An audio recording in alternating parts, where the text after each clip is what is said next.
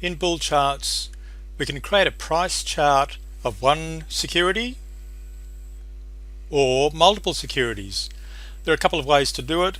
Here is a quick way to create a price chart showing two or more securities all on the one chart. I've got here a simple price plot of CBA, and what I'm going to do is add the three other banks onto this chart simply by using drag and drop. You can see my security manager on the right hand side here.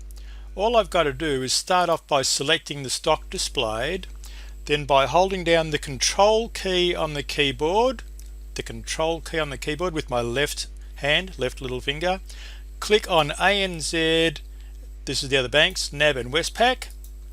Then simply, having those four stocks highlighted, simply click on one of them and drag that across to the price plot, and voila, price chart of CBA and its three competitors.